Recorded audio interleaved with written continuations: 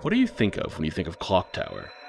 I know the first thing that came to mind for me was Scissorman and the unique horror styling of this point-and-click series. Well, at least that's what used to come to mind before this abomination was thrust upon me. Let me be very clear, I wanted to like this game. I wanted to make this video to be able to sit here and tell you to go out and enjoy one of the most unique and intriguing horror experiences on the PS1. But that's not what's about to happen. Clock Tower 2, The Struggle Within, also known as Clock Tower Ghost Head in Japan, is a PS1 horror game made by Human Entertainment and released upon the world in March of 1998.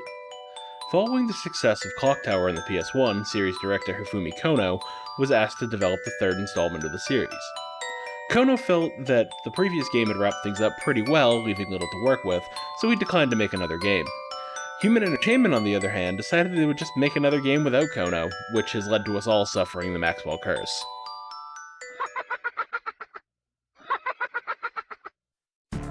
Struggle Within starts us off pretty quickly with a short cutscene of Uncle Philip and Aunt Catherine discussing their niece coming to stay with them for a while and a few of the concerns they have with that. After the doorbell rings, Catherine gets up to go check to see if it was Ashley that just came home. We hear Catherine scream, and our game begins here. We are introduced to our protagonist, Alyssa Hale. And right from the start, it's clear that something is wrong and no one's here to welcome Alyssa, with no sign of Philip, Catherine, or Ashley. The game uses a point-and-click control scheme and allows use of the PlayStation mouse. Unfortunately, I didn't have one at the time of recording, but the game still plays okay for the most part using a normal controller. As you explore the house, you'll find some useful items as well as some bits of a creature that seems to bleed yellow blood. Yellow blood? Who bleeds yellow blood? You also discover that Alyssa harbors an alter ego known as Bates. Bates is everything Alyssa is not. Alyssa's asleep. I'm here instead. Alyssa shies away from conflict and more violent measures such as knives or firearms. Bates, on the other hand, has no issues with using some of these more extreme tactics.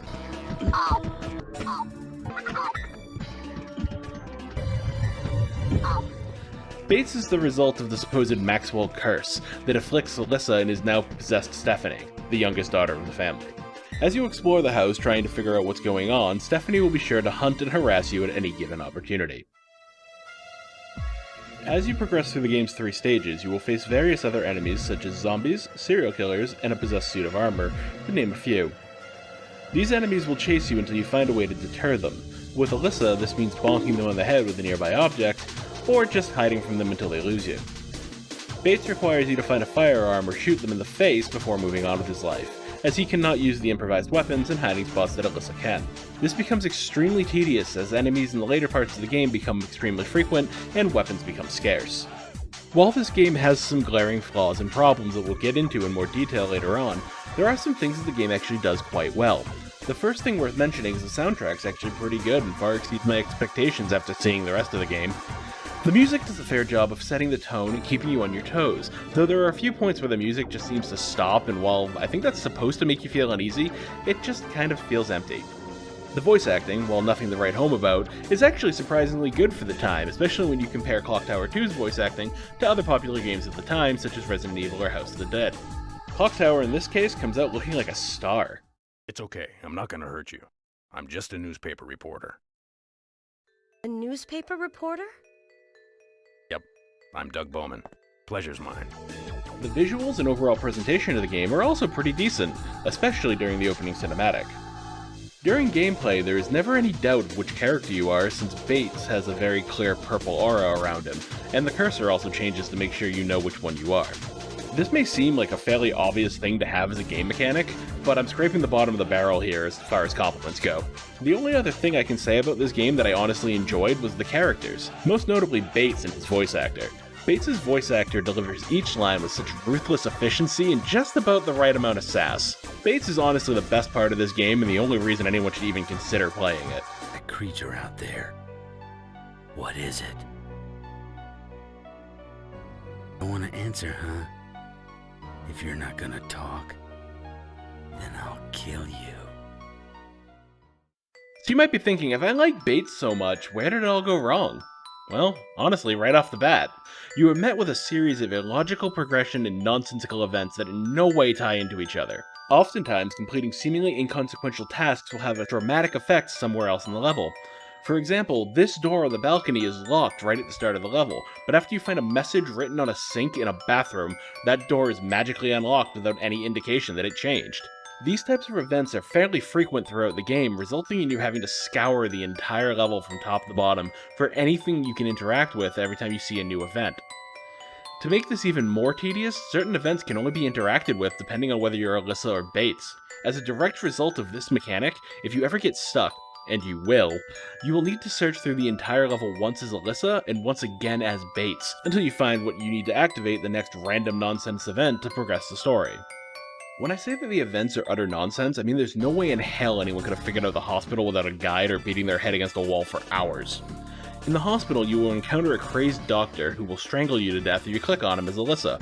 Coming back as Bates will result in Bates kicking him in the nuts and saving you. This all seems well and good, but now you need to find 3 ghostly voice events that are scattered throughout the hospital. The first 2 are not particularly hard to find, as they can be triggered by either Alyssa or Bates. The final one, however, requires you to be Bates, and it's just some random nightstand back at the beginning of the level. A nightstand that at no point prior to this could you interact with, not as Bates and not as Alyssa. Why in the hell would you ever even think to come back here?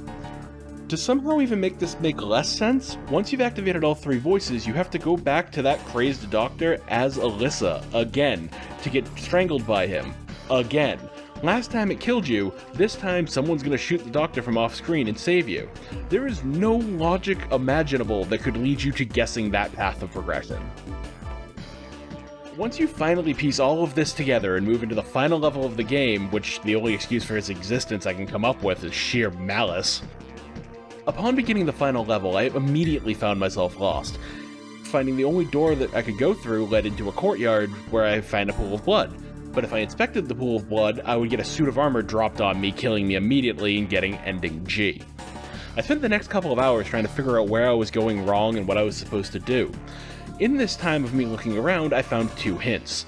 One telling me how the suit of armor in the first level can come back to life somehow, and another one telling me that I'm not going to get any more hints, figure it out, good luck.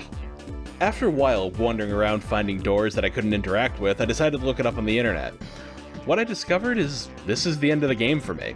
This is it. This is all I get. No true ending, but this is it. My playthrough ends here.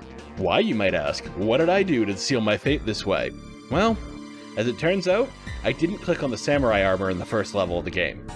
Let me say that again. Because I didn't click on a suit of armor during the first level of the game let me continue to play with no indication that I had done something wrong for 5 or 6 more hours, and only now decides to punish me for it, bricking my save file.